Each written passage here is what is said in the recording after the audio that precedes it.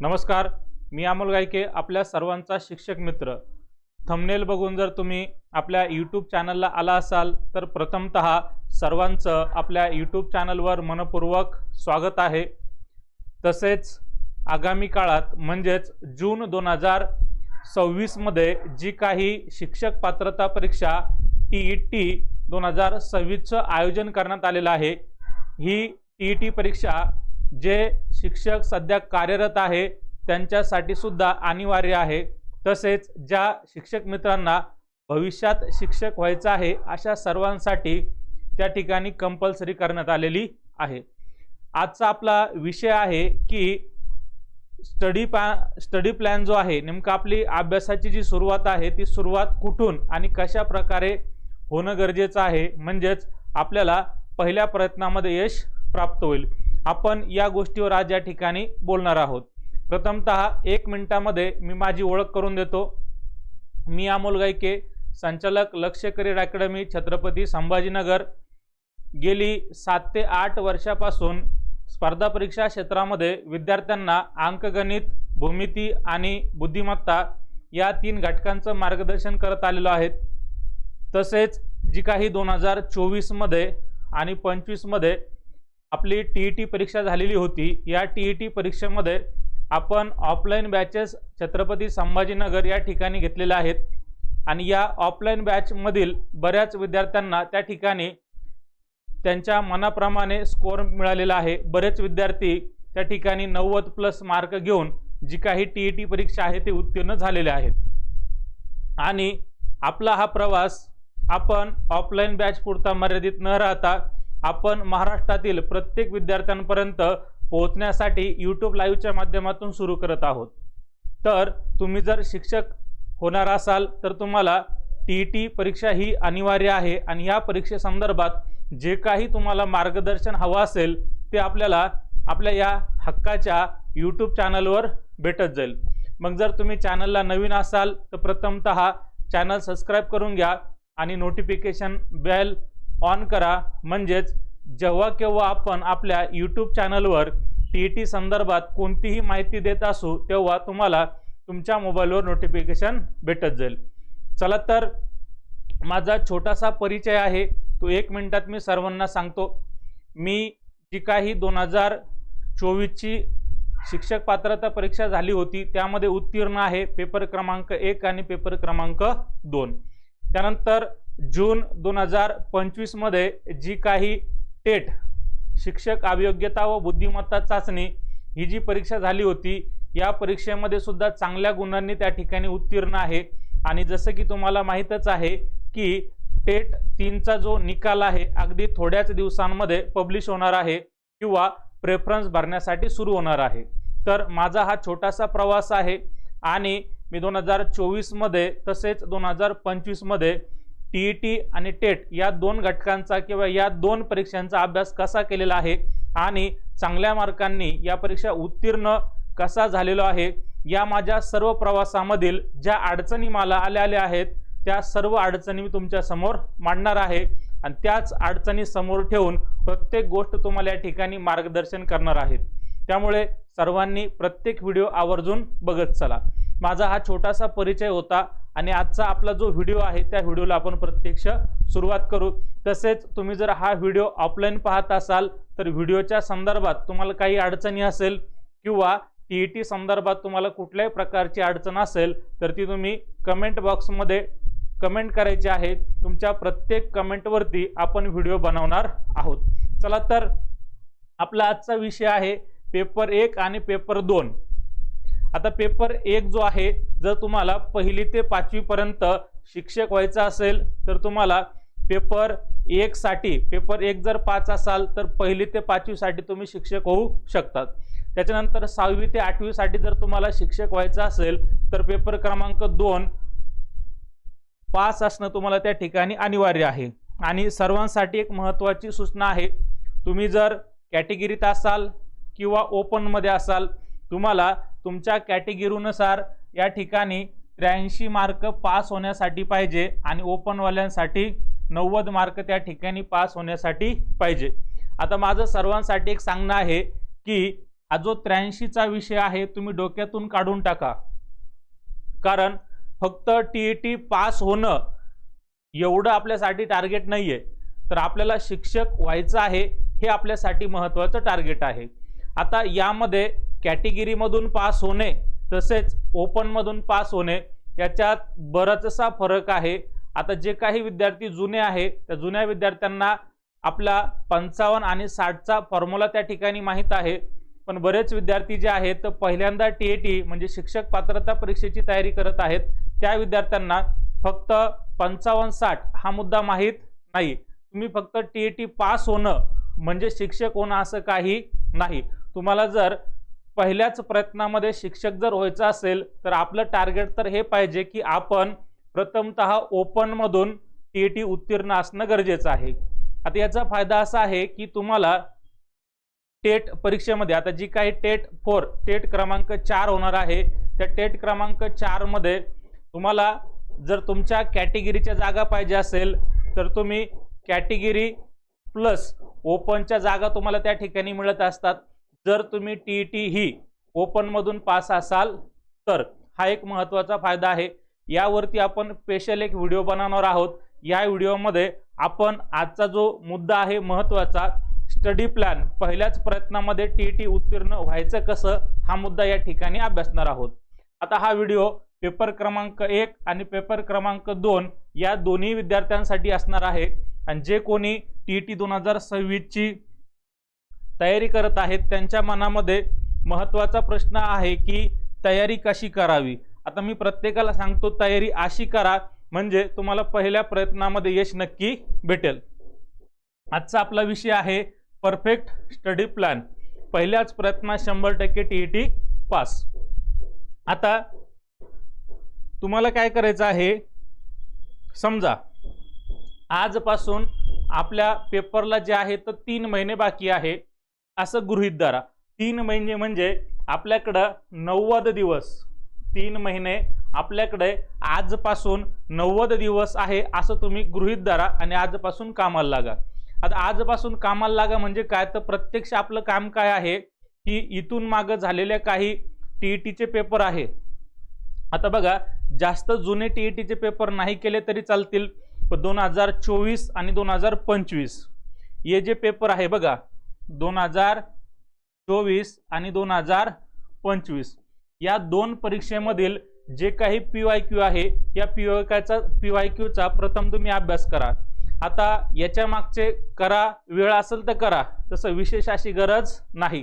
त्याचा फरक असा मी सांगतो की टीईटी परीक्षा प्रथमतः 2013 पासून सुरू झाली आणि 2013 पासून ते 2021 पर्यंत जवळपास 40 ते 50% भाग टीईटी परीक्षेमध्ये रिपीट होत होता।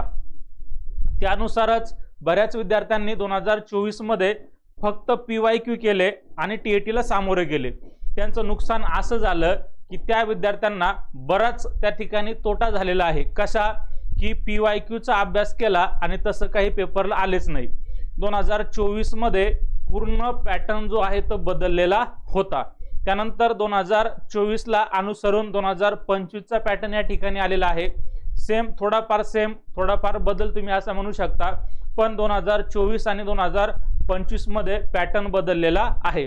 त्यामुळे आपलं पहिलं काम तर काय आहे की 2024 आणि 2025 मध्ये जी काही टीईटी झालेली आहे या टीईटी मधील सर्व प्रश्नपत्रिका व्यवस्थितपणे हाताळणे, त्यांचा व्यवस्थितपणे अभ्यास करणे, हे तर आपलं पहिल्या 2-3 दिवसामध्ये काम असेल। त्यानंतर हे काम झाल्याच्या नंतर आपल्याला कमीत कमी 3 विषय, आपले टोटल त्या ठिकाणी 5 घटक आहे, 5 घटकामध्ये कमीत कमी 3 घटक आपले या ठिकाणी परफेक्ट असणं गरजेचं आहे। त्यामध्ये तुम्ही कोणतेही 3 विषय तुमच्या आवडीचे परफेक्ट करू शकतात। पहिलं तर तुम्हाला मराठी हा घटक आउट ऑफ करणं आहे, नंतर इंग्रजी आहे आणि नंतर तुमचं मानसशास्त्र किंवा गणित। आता सामान्य ज्ञान जीएस मध्ये बऱ्याच गोष्टी आहे, सर्वांना त्या ठिकाणी अभ्यास करणं शक्य होत नाही, पण माझं तर म्हणणं असं आहे की तुम्हाला जेवढा वेळ भेटेल तेवढ्या वेळामध्ये सर्वात प्रथम तुम्ही मराठी, त्यानंतर इंग्रजी, त्यानंतर मानसशास्त्र त्यानंतर गणित आणि नंतर तुमचं जे आहे ते सामान्य ज्ञान. यामध्ये बरेच घटक आहे, पण मराठी हा जो विषय आहे तुम्हाला कमीत कमी 27 ते 28 मार्क त्या ठिकाणी मिळवून देऊ शकतो. इंग्रजी जो विषय आहे काही लोकांचं चांगलं असेल, काही लोकांचं बऱ्यापैकी असेल, पण साधारणतः टीईटीच्या परीक्षेमध्ये प्रत्येक माणूस जो आहे तो प्रत्येक शिक्षक जो आहे तर टीईटीच्या परीक्षेमध्ये 14 किंवा 15 मार्क मिनिमम यामध्ये घेऊ शकतो, याच्या खाली नाही. टीईटीचा पेपर असा बनलेला असतो की त्यामध्ये तुम्ही कमीत कमी 14 ते 15 मार्क घेऊ शकतात. हा त्या ठिकाणी प्लस पॉइंट आहे. जास्त करा असं मी पण म्हणत नाही, कारण बऱ्याच लोकांचा इंग्रजीमध्ये प्रॉब्लेम असतो. त्यामुळे 14-15 मार्क त्या ठिकाणी तुम्ही करून ठेवा. त्यानंतर मानसशास्त्रामध्ये काय झालेलं आहे की 2013 पासून ते 2021 पर्यंत मानसशास्त्राचे प्रश्न जेमतेम एकदम मस्त होते आणि समजण्याजोगे होते. आपलं जे काही मानसशास्त्र आहे फडके प्रकाशन त्यामधून बरेच प्रश्न जे आहे ते रिपीट होत होते. पण 2024 आणि 25 मध्ये काय झालेलं आहे की सर्वच्या सर्व जे प्रश्न आहे तो प्युअर संकल्पनांवर आधारित आहे. ज्या विद्यार्थ्यांची संकल्पना चांगली आहे अशा विद्यार्थ्यांना त्या ठिकाणी मार्क मिळालेले आहे. आता मग तुम्हाला मानसशास्त्र हा जो विषय आहे तो परफेक्ट करायचा आहे. मग मानसशास्त्रासंदर्भात मार्केटमध्ये काही बुक आहेत, तसेच आपलं डीएड आणि बीएडचं मानसशास्त्राचं बुक आहे, त्यामधून तुम्ही अभ्यास करू शकतात आणि परफेक्ट संकल्पना त्या ठिकाणी क्लिअर करू शकतात. आता गणित हा जो विषय आहे तर 2013 पासून ते 2021च्या तुलनेमध्ये 2024 आणि 25 मध्ये बऱ्यापैकी गणित त्या ठिकाणी सोपं विचारलेलं आहे. वन लाइनर क्वेश्चन आहे, पण प्रश्न थोडे कन्फ्यूज करणारे आहेत. आता गणिता संदर्भात आपण थोड्या वेळाने बोलू. सध्या तर आपला विषय चालू आहे मराठी, इंग्रजी आणि मानसशास्त्र. आता हे जे 3 विषय आहे तर हे 3 विषय तुम्हाला परफेक्ट त्या ठिकाणी वेळ द्यायचा आहे आणि याचं वाचन त्या ठिकाणी करायचं आहे. त्यानंतर सामान्य ज्ञान हा जो घटक आहे यामध्ये बऱ्याच विषयांचा समावेश होतो आणि एवढे विषय आपल्याच्यानं वाचणं रोजचे रोज काही होत नाही, पण टीईटी पास करणं त्या ठिकाणी अनिवार्य असल्यामुळे या विषयांना सुद्धा वेळ देणं गरजेचं आहे. आता आपला विषय आहे बघा गणित. आता गणिताचा मुद्दा असा आहे की गणित तुम्ही जर सुरुवातीपासून थोडं थोडं जर करत असाल तर तुम्हाला शेवटपर्यंत म्हणजे जून महिन्यापर्यंत गणित तुमचं परफेक्ट होणार. त्याचप्रमाणे या विषयांमधलं सामान्य ज्ञान घटकांमधील जे काही विषय आहे या विषयांना सुद्धा तुम्हाला वेळ द्यायचा आहे. आता एवढे सगळे जे विषय आहे ते सर्वच्या सर्व विषय आपल्या परीक्षेला आहे आणि मग आता कोणत्या विषयासाठी किती वेळ द्यायचा हा महत्त्वाचा मुद्दा आहे. आता माझं जे नियोजन आहे ते माझ्या नियोजनाप्रमाणे मला जेवढं शक्य होत होतं त्यानुसार मी अभ्यास केलेला आहे आणि तोच अभ्यास तुमच्या समोर या ठिकाणी मांडलेला आहे. आता बघा माझं वय सुद्धा 30-31च्या दरम्यान आहे आणि मला सुद्धा त्या ठिकाणी जबाबदारी आहे, घर चालवणं आहे आणि घर संसार सांभाळून त्या ठिकाणी अभ्यास करणं होतं आणि या सगळ्या गोष्टी पाहून टीईटी उत्तीर्ण होणं होतं आणि शिक्षक पात्रता परीक्षा तसेच शिक्षक अभियोग्यता परीक्षा ह्या दोन्ही परीक्षा चांगल्या गुणांनी उत्तीर्ण होणं होतं. त्यामुळे परफेक्ट नियोजन केलं, दोन्ही परीक्षा एकाच प्रयत्नामध्ये त्या ठिकाणी उत्तीर्ण झालेलो आहे. आता या ठिकाणी काय आहे तर काही माझ्या माता मावल्या गृहिणी आहेत, काही नोकरदार वर्ग आहे. या दोन्ही ठिकाणी बघा आजची कंडिशन अशी आहे की शिक्षक पात्रता परीक्षा टीईटीची तयारी करणारे बरेच जे विद्यार्थी आहेत तर त्यांचं लग्न झालेलं आहे, काहींना 1-2 मुलं आहेत. त्यानंतर बरेच लोक जे आहेत नोकरी करतात, बऱ्याच माता मावल्या जे आहेत घर सांभाळून त्यांना भरतीची तयारी करायची ते काय इच्छा आहे आणि त्या करू सुद्धा शकतात. त्यांच्यासाठी आजचा प्लॅन आहे. म्हणजे हा जो प्लॅन आहे हा प्लॅन मी माझ्या स्वतःसाठी त्या ठिकाणी तयार केलेला होता. यामध्ये मी सकाळी उठल्याच्या नंतर सकाळी 6 वाजेपासून ते 7:30 वाजेपर्यंत म्हणजे 1.5 तासाचा बघा नियोजन कसं आहे, 90 दिवसाचं नियोजन आहे. मग दररोज सकाळी 6 वाजेपासून ते 7:30 वाजेपर्यंत त्या ठिकाणी मराठीचा अभ्यास त्या ठिकाणी कंपल्सरी करत होतो 3 महिने. त्यानंतर इंग्रजी व्याकरणाचे आहे परत 1.5 तास 7:30 ते 9, 7:30 ते 9. मग आता ही सकाळची शिफ्ट झाली. मग ह्या सकाळच्या शिफ्टमध्ये हे 2 विषय मी करत होतो। मग आता 9 वाजले, 9 वाजल्यानंतर आपल्या मागे आपलं जे काही काम असेल ते 10 वाजेपासून सुरू होत असेल तर 9 वाजेपर्यंत आपले 2 विषय या ठिकाणी कव्हर झालेले आहे। मग 9 ते 10 मध्ये आपल्या काही प्राथमिक गरजा आहे, जेवण वगैरे करून आपण आपल्या कामासाठी हजर। मग आता दिवसभराचा वेळ आपला नाही, आपण ड्युटीला गेलो। त्यानंतर आपण 5 वाजेच्या नंतर घरी येतो। 5 वाजेच्या नंतर आपण 7 वाजेपर्यंत फ्री असणार। मग 7 वाजेपासून ते 8:30 वाजेपर्यंत, 7 वाजेपासून ते 8:30 वाजेपर्यंत 1.5 तास रोजचा तुम्हाला या ठिकाणी मानसशास्त्राचा अभ्यास करायचा आहे। विषय तुम्ही तुमच्या पद्धतीने मागे पुढे करू शकतात। हे माझं होतं, हे मी असं चाललो होतो, याप्रमाणे गेलो होतो। त्यानंतर गणित आणि बुद्धिमत्ता दररोज 8:30 ते 9:30, 8:30 ते 9:30। आता गणित आणि बुद्धिमत्तेसाठी मला काही जास्त वेळ लागला नाही, कारण गणित आणि बुद्धिमत्ता मी शिकवतच होतो, त्यामुळे जास्त काही असं विशेष असं त्या ठिकाणी भर दिलेला नाही। पण तुमच्यासाठी या ठिकाणी ऍड केलेला आहे। हा जो विषय आहे तर याचा माझा वेळ वाचलेला आहे। गणित आणि बुद्धिमत्ताला मी कधीही अभ्यास केलेला नाही, कारण 6 ते 7 वर्षापासून तेच काम असल्यामुळे, विद्यार्थ्यांना रोजच गणित शिकवत असल्यामुळे मला गणिताचा विशेष अभ्यास करण्याची काही गरज भासली नाही। आणि 2024च्या परीक्षेमध्ये मला 27 प्रश्न त्या ठिकाणी गणिताचे बरोबर आलेले आहेत। 1-2 प्रश्न आहे की जे काही थोडं प्रश्नांमध्ये चुका होतात आणि थोड्याफार गलतीमुळे चुका होऊ शकतात, ते गेलेले आहेत। त्यामुळे याला मी काही विशेष असा वेळ दिलेला नाही। मग इथं बघा परिसर अभ्यास, सामान्य ज्ञान। मग परिसर अभ्यासामध्ये काय होईल, इतिहास, भूगोल, नागरिकशास्त्र, विज्ञान असे विषय आहे।